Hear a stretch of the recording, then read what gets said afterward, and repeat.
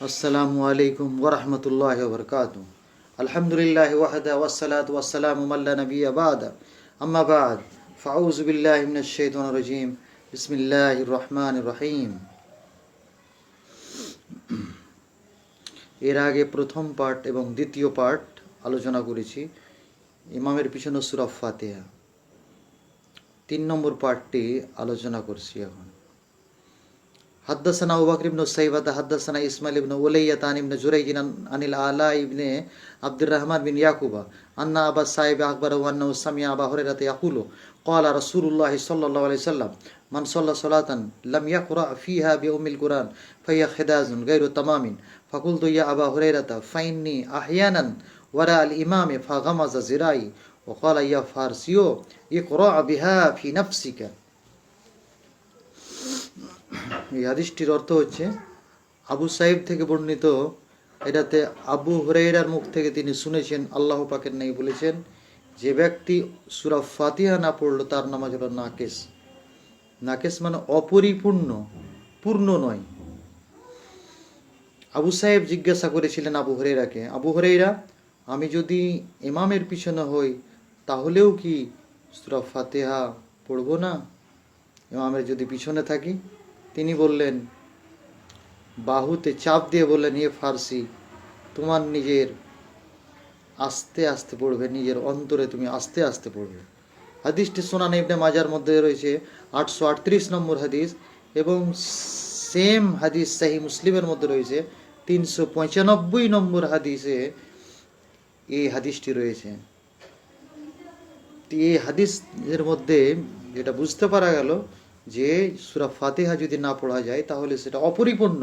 ফাইয়া খেদাজুন, খেদাজ শব্দের অর্থ হচ্ছে কি, কোনো একটি শিশু সময়ের আগে, নির্দিষ্ট সময়ের আগে যেটি হয়ে যায়, নির্দিষ্ট সময়ের আগে যেটি গর্ভপাত হয়ে যায় তাকে খেদাজ বলা হয়।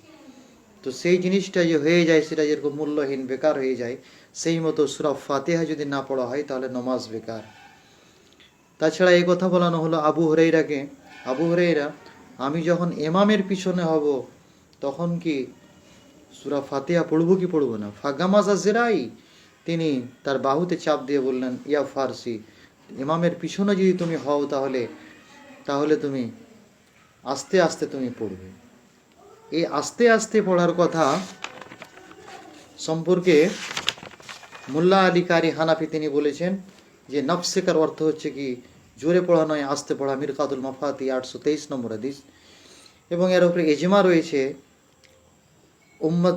এজমা রয়েছে সমস্ত আলেমদের। এর অর্থ হচ্ছে কি যে আস্তে পড়া, জোরে পড়া নয়। কেতাবুল কিরাত পুস্তকের নাম, লেখক ইমাম বাইহাকি, সাফা 31 নম্বর। শাহ ওয়ালিউল্লাহ দেহলভি হানাফি তিনিও বলেছেন আস্তে পড়তে হবে যেন অন্য কেউ শুনতে না পায়। মুয়াত্তা ইমাম মালিক সাফা নম্বর 106 মধ্যে রয়েছে। তাহলে এই হাদিসের দ্বারা স্পষ্ট বুঝতে পারা গেল এটাই যে সূরা ফাতিহা পড়তে হবে, নচেত সেটা অপরিপূর্ণ হয়ে যাবে, বেকার হয়ে যাবে। অন্য একটি হাদিস রয়েছে আবু হুরায়রা থেকে বর্ণিত, আল্লাহ পাক নাই বললেন, লা তুজজি ও সলাতুন লা ইউকরাউ ফিহা বিফাতিহাতিল কিতাব, যেই নামাজে সূরা ফাতিহা না পড়া হবে সেই নামাজ যথেষ্ট নয়।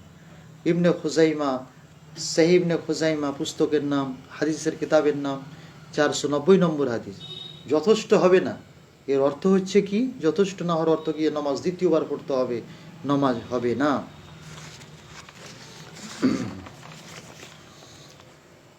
আর একটি হাদিস রয়েছে সূরা ফাতিহা পড়া সম্পর্কে।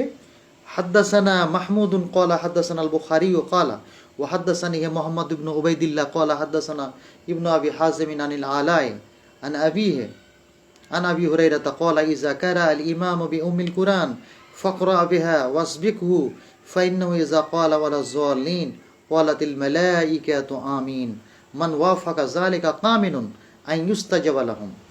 এই হাদিসটি জুজুল কিরাত খালফাল ইমাম পুস্তকের নাম, যেটি ইমাম বুখারী লিখেছেন, তার মধ্যে এই হাদিসটি এসছে আর কি। হাদিসের অর্থ হচ্ছে এটা আব্দুর রহমান বিন ইয়াকুব আবু হুরায়রা থেকে তিনি বর্ণনা করছেন যে যখন ইমাম সূরা ফাতিহা পড়বে তখন তুমিও পড়ো, এবং ইমামের আগে তুমি সেটাকে শেষ করে নাও, ইমামের আগে সেটাকে তুমি শেষ করে নাও। ইমাম যখন সূরাটা কমপ্লিট যখন করে নিবে, নিয়ে যখন বলবে গায়রিল মাগযুবি আলাইহিম ওয়ালাজ-জাল্লিন, তখন ফেরেশতা আমিন বলবে। এবং তোমার আমিন এবং ইমামের ফাতিহা পূর্ণ হয়ে যাওয়ার পরে আমিন যদি ফেরেশতার আমিনের সাথে মিলে যায়, তাহলে এটা কবুল হওয়ার একটা গ্রহণযোগ্য আর কি।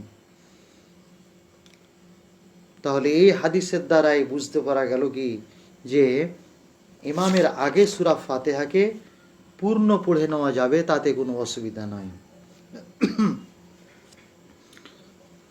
কেননা এখানে আবু হুরায়রা স্পষ্ট করে দিয়েছেন যে যখন ইমাম সূরা ফাতিহা পড়বে তখন তুমিও পড়ো, এবং ইমামের আগে তুমি শেষ করে নাও।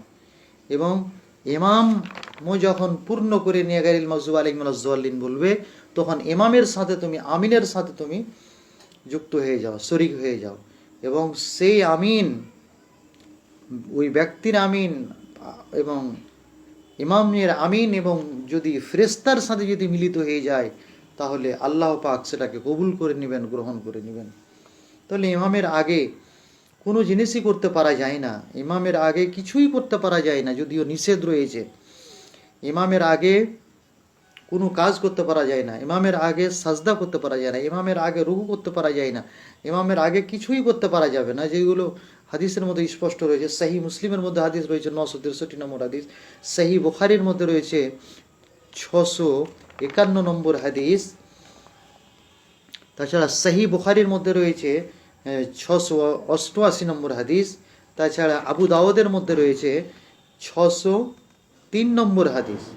এই সমস্ত হাদিসে স্পষ্ট করা আছে ইমামের আগে কিছুই করা যাবে না, শুধুমাত্র সূরা ফাতিহাটা পড়তে পারা যাবে, তাতে কোনো অসুবিধা নেই।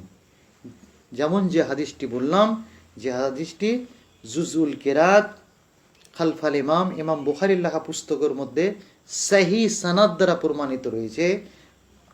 আবু হুরায়রা বলেছেন যে ফাকরা বিহা, তুমি পড়ে নাও, উম্মুল কোরআনকে পড়ে নাও, ওয়াসবিকহু, এবং ইমামের আগে শেষ করে নাও। ফাইন্নাহু ইযা ক্বালা ওয়ালাজ-জাল্লিন, যখন ওয়ালাজ-জাল্লিন বলবে তখন ফেরেশতারা আমিন বলবে, এবং তোমার আমিন এবং ফেরেশতার আমিন যদি এক জায়গাতে হয়ে যায়, কামিনুন আন ইউস্তাজাবা লাহুম, তাহলে সেটা গ্রহণযোগ্য, কবুল হওয়ার গ্রহণযোগ্য। জুজুল কিরাত লিল বুখারী হাদিস নম্বর 237 এবং 283 নম্বর হাদিস। আল্লাহ পাক যেন আমাদের সূরা ফাতিহা ইমামের পিছনে পড়ার তৌফিক দান করে। এখান থেকে দুইটা জিনিস বুঝতে পারা গেল, যে আপনি সূরা ফাতিহা ইমামের পিছনেও আস্তে আস্তে আপনি পড়তে পারেন, তাছাড়া আপনি আগেই শেষ করে নিতে পারেন, এবং ওয়ালাজ-জাল্লিন যখন ইমাম বলবে তখন তার সাথে আমিনে শরীক হতে পারেন। দুটাই ঠিক আছে, আপনি পূর্ণটা পড়েও নিতে পারেন ইমামের আগেই। চতুর্থ নম্বর পার্ট ইনশাআল্লাহ আগামী দিনে আলোচনা হবে ইনশাআল্লাহ। এখান থেকে আমার এই 3 নম্বর পার্টটি আমি শেষ করলাম। আল্লাহ পাক যেন আমাদের সেই হাদিস অনুযায়ী চলার তৌফিক দান করে। আমিন। আসসালামু আলাইকুম ওয়া রাহমাতুল্লাহি ওয়া বারাকাতুহু।